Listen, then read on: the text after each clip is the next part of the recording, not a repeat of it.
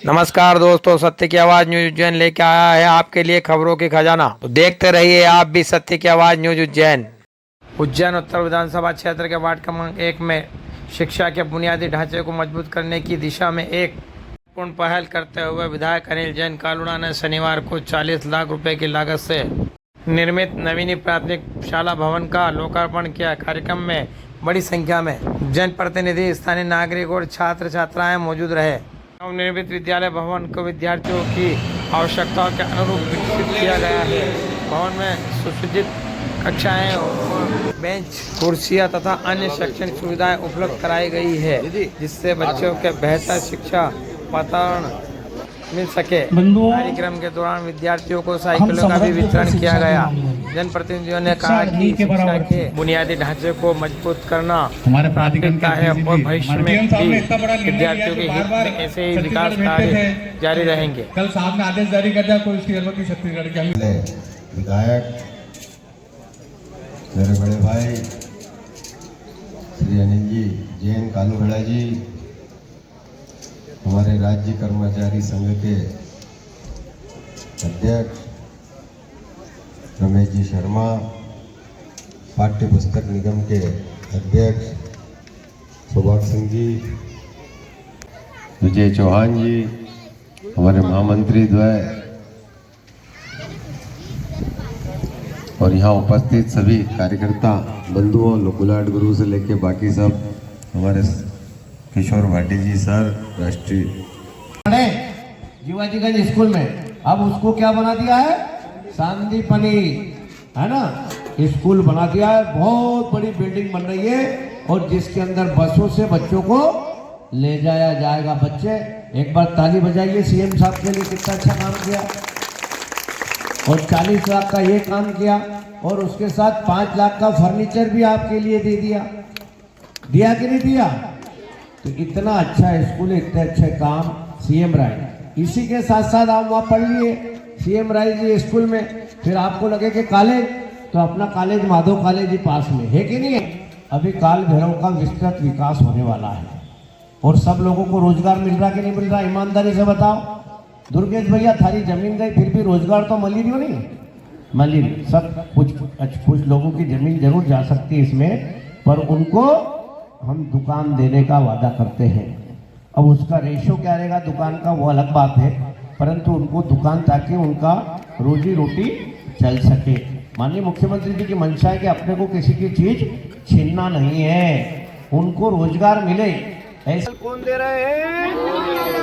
आप सबको पढ़ने के लिए डॉक्टर मोहन यादव जी आपको सब।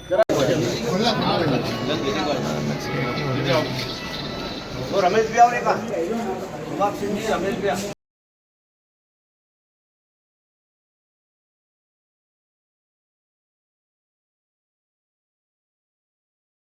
अगर बच्चे होते नाम हमारा होता बबलू। अपना हाथ पीछे करो।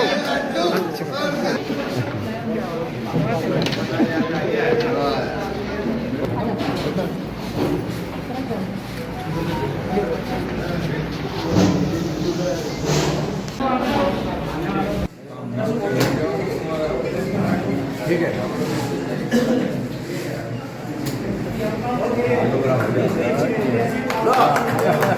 बच्चों के लिए 40 लाख की लागत से स्कूल का निर्माण किया गया है, उसका उद्घाटन किया है। इसका भूमि पूजन भी हम लोगों ने किया था। भारतीय जनता पार्टी जो काम करती है वो पूर्ण करती है, उसी तारतम्य में आज ये इसका उद्घाटन किया है।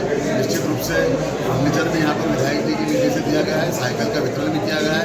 निश्चित रूप से मध्य प्रदेश के अंदर डॉक्टर मोहन यादव जी की सरकार निरंतर हर क्षेत्र के अंदर जल, जंगल, जमीन, आसमान, चारों दिशाओं के अंदर जो काम कर रही है ये सराहनीय है। इस स्कूल के माध्यम से बच्चे अच्छी शिक्षा प्राप्त करेंगे, अपने स्वयं का नाम भी गौरवान्वित करेंगे और अपने परिवार का नाम भी गौरवान्वित करेंगे और प्रदेश का नाम भी आगे बढ़ाएंगे। मैं इस अवसर पर शुभकामनाएं देता हूँ। शिक्षा में मध्य प्रदेश की डॉक्टर मोहन यादव जी के आह्वान चलो स्कूल चलो अभियान के अंतर्गत आज हमने यहाँ पर साइकिल वितरण का भी कार्यक्रम किया।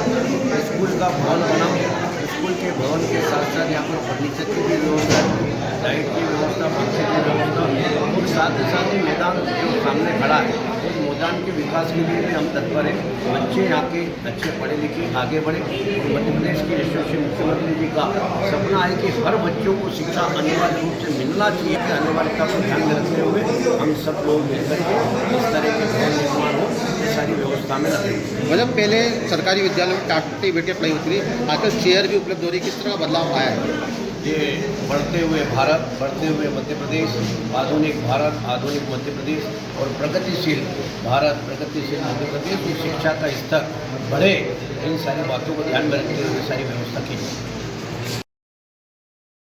उज्जैन अधिकारी बनकर साइबर ठग ने स्वेच्छों से ठगे 60,000 रुपये।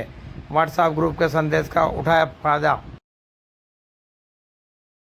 कम्युनिटी हेल्थ ऑफिसर हैं टीना पाल जी, वो हमारे पास आए। उन्होंने बताया कि उनको कल ग्रुप में एक व्हाट्सएप पे एक मैसेज आया था, उसके बाद फिर एक कॉल आया जिसने स्कैमर ने तहसीलदार बन के उनसे बात करी कुछ भवन निर्माण को लेके। उन्होंने बताया कि आपको कुछ पैसे ट्रांसफ़र किए जा रहे हैं, आप उस लिंक पे क्लिक करें।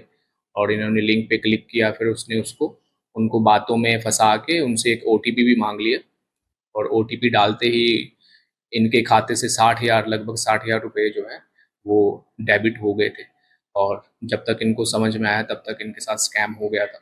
और उसके बाद फिर इन्होंने उन्हेल थाना में शिकायत करी है और अभी ये शिकायत जो है जांच कर रहे हैं उस पर। और NCRP पोर्टल पे भी वो शिकायत हमने दर्ज करवा दी है और बहुत जल्द इस पे कार्रवाई की जाएगी। तो सर जैसे ही मैंने उसको, उन्होंने जैसा बताते गए वैसा करा, तो उसको क्लिक करके मैंने जैसे ही उन्होंने बोला कि आप ये आपका OTP डालोगे तब दिखेगा, मैंने OTP डाला और मेरे अकाउंट से वो डिडक्ट हो गए उतने पैसे।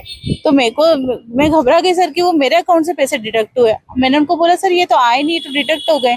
तो बोले पागल हो क्या तुमको समझ में नहीं आया, डिडक्ट कैसे होंगे, आएंगे। फिर बोलते हैं सेकंड और मैं डाल रहा हूँ, ये देखो इसमें दिखेगा तुमको आया कि नहीं। फिर वो उन्होंने वही प्रोसेस बताई, मैं वही करते गई, फिर वापस से वो डिडक्ट हो गए 29,000 रुपये। फिर मैंने बोला सर ये तो हो नहीं रहे हैं, आ तो नहीं रहे, बल्कि मेरे अकाउंट से डिडक्ट होते जा रहे हैं। और मैं घबरा गई सर। फिर उन्होंने बोला कि उन्होंने स्क्रीनशॉट भेजा कि ये अमाउंट है आपके नाम से, ये ना SBI का अकाउंट है, ये आपका ये इतना अमाउंट आपके इसमें आ रहा है, आप इस पर क्लिक करो। फिर मेरे को ऐसा लगा सर कि कुछ गलत हो रहा है, तो मैंने नेट बंद करा और मैंने वो स्टॉप कर दिया, वो बैलेंस नहीं जाने दिया। पर जब तक देर हो गई थी और मेरे अकाउंट से 60,000 रुपये चले गए थे। उज्जैन बाबा महाकाल की सवारी मार्ग सत्यनारायण मंदिर से छतरी चौक तक सड़क चौड़ीकरण कार्य अंतिम चरण में। उज्जैन निगम आयुक्त श्री अभिलाष मिश्रा द्वारा शुक्रवार सुबह सत्यनारायण मंदिर से छतरी चौक तक चल रहे सड़क चौड़ीकरण कार्य का निरीक्षण किया। निरीक्षण के दौरान निर्माण कार्य की प्रगति की समीक्षा करते हुए संबंधित निर्माण एजेंसियों के प्रतिनिधि को निर्देश दिए।